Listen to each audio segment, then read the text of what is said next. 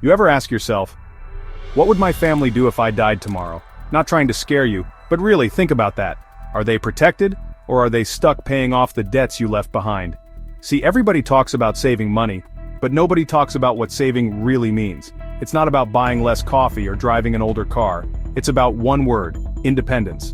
And today, I'm going to show you why saving the wrong way will cost you everything, even your peace of mind. This is Finance IQ Insights, and if you're just saving money, you need to see this. Let's be honest, a lot of us grew up with one of two mindsets. The first, I'm only going to live once, I might as well enjoy it. It's the classic YOLO attitude, right? The idea that life is short, so you should grab every opportunity, chase every thrill, and never say no to a good time. It's about living in the moment, soaking up every experience, and not worrying too much about what tomorrow might bring. Or maybe you grew up hearing the opposite: save every penny so I can retire at 65. This is the mindset of caution, of planning for the future, of sacrificing today's pleasures for tomorrow's security. It's about discipline, delayed gratification, and making sure you're prepared for whatever life throws your way down the road. Neither mindset is wrong, but both can wreck your life if you take them to the extreme. Living only for today can leave you broke and stressed tomorrow, but living only for tomorrow can mean missing out on the best parts of life right now. You know someone like this. The guy blowing paychecks at the club every weekend because, hey, you can't take money with you when you die. He's the life of the party, always up for an adventure, but his bank account is always running on empty. Or maybe you know the woman terrified to take a vacation because it might set her back financially. She's always working, always saving, always worried about the future. But she's missing out on memories she'll never get back. But here's the thing. Life doesn't play fair. Plans get derailed. Unexpected things happen. Sometimes the future you're saving for never comes the way you imagined. There was this man I knew, 32 years old. He racked up $25,000 in credit card debt, taking trips across Europe and Asia. He saw the world, met incredible people, and collected stories that would last a lifetime. No regrets. And just when his friends started saying, "You're so irresponsible, you're ruining your future," he passed away. Gone. Just like that. No warning, no time to prepare. Suddenly, all those lectures about being careful with money seemed pointless. And the crazy part? Everyone stopped criticizing. Because that man lived. He experienced more in 32 years than most will in 70. His friends looked back at the photos, the stories, the laughter, and realized he'd squeezed every drop out of life. And suddenly, the debt didn't seem so foolish. It was the price of a life fully lived. But this isn't a green light to be reckless. This isn't about throwing caution to the wind and hoping for the best. It's about balance. Finding that sweet spot between living for today and planning for tomorrow. It's about enjoying the present, but not at the expense of your future self. And the truth is, YOLO shouldn't mean broke. It should mean living wisely, making memories, and building a future you're excited about. Because the best life isn't about choosing one extreme or the other, it's about making every day count while still looking out for the you of tomorrow. Now picture this. You're on your deathbed. The world feels quieter, the hospital lights are dim, and every sound seems distant. You're surrounded by the sterile smell of the room, the gentle hum of machines, and the weight of final moments settling in. Your kids are standing next to you. Their faces are a mix of worry, love, and fear. You see the tears in their eyes, the way they hold your hand a little tighter, not wanting to let go.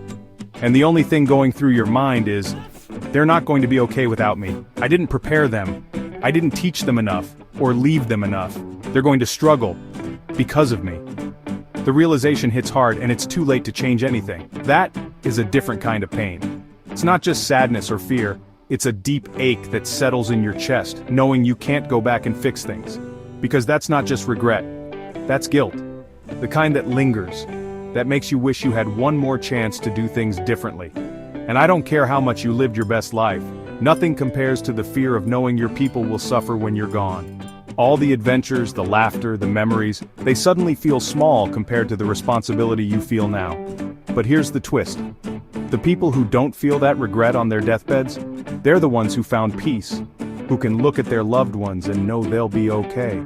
They're not the ones who made the most money, or chased the biggest dreams just for themselves. They're the ones who used money to protect the people they love. They taught their kids, planned ahead, and made sure their family had what they needed.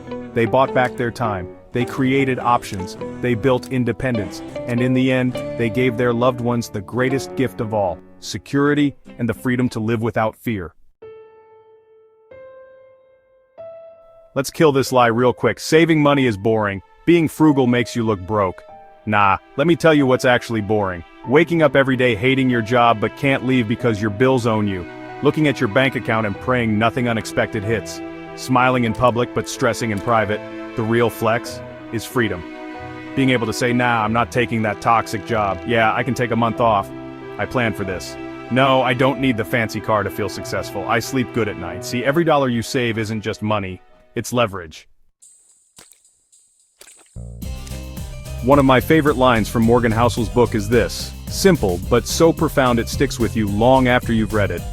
One of the most powerful ways to increase your savings isn't to raise your income. It's not about chasing a bigger paycheck or landing a promotion, though those things can help. The real secret is much quieter and much more within your control. It's to raise your humility. When you let go of the urge to impress others, you free yourself from the pressure to spend on things you don't actually need. Let that marinate for a second. Imagine how much lighter life could feel if you stopped measuring your worth by what strangers think. Because the truth is, most people are broke trying to look rich. They're spending money they don't have, on things they don't need, to impress people who probably aren't even paying attention. You want to impress people who don't know you, don't care about you, and won't be there when you fall apart. Social media makes it even harder, because it's so easy to compare your real life to someone else's highlight reel. You're driving the Range Rover, but crying behind the wheel. The car looks great, but the payments and the pressure are crushing. You're wearing the Rolex, but you can't sleep from stress. The price of keeping up appearances is often your peace of mind. You're smiling on IG, but drowning in debt offline. The world sees your curated moments, but only you feel the weight of your financial reality. Humility says, I don't need to prove anything to anybody, I just need peace. Humility buys you options. Options buy you time. And time, more than anything, is the real wealth. And time gives you power. When you stop living for others' approval, you start living for yourself, and that's where true freedom begins. So what should you actually save for? Not the Lambo, not the penthouse, not even just retirement. You save for independence. You save so, if you lose your job, you don't panic. You pivot. If someone gets sick, you handle it with grace, not GoFundMe. If life hits, you don't fold, you adjust. That's the new wealth: control over your time, your energy, and your decisions. Now let's talk real. You're in debt, you live paycheck to paycheck, and you've heard all the advice before. Cut lattes, start budgeting, invest in your Roth, but the truth is, information ain't the issue. The problem is habits. And more importantly, identity. See, if you've lived your whole life thinking, I'm not good with money, I'll never get ahead. Debt is just part of life. Then no budget app or savings tip will change that. You don't need more tactics. You need a new mindset, a new story. Tell yourself, I don't need to impress strangers. I'm not here to survive. I'm here to build. I'm not poor, I'm just early. Then act like it. The small things matter. That $100 you save instead of spending, that's a brick. That dinner you skip today, another brick. That side hustle you launch, that debt you pay down, that book you read. Brick by brick, you're building your future house right now. And one day when the storm comes, and trust me, it will, you'll be glad you built it strong. Because peace isn't bought in a moment, it's built over time. Let me leave you with this. If you died tomorrow, what would people say? He lived flashy, she had nice stuff. Or they gave their family peace, protection, and options. Because that's what matters. So don't just save money. Use money to build freedom. And every time you feel behind, just remember, the goal isn't to win the race. The goal is to still be standing when others fall. If you're tired of struggling and you're ready to build real wealth, hit subscribe. We're not here to sell dreams, we're here to build mindsets. This is Finance IQ Insights, and we're just getting started.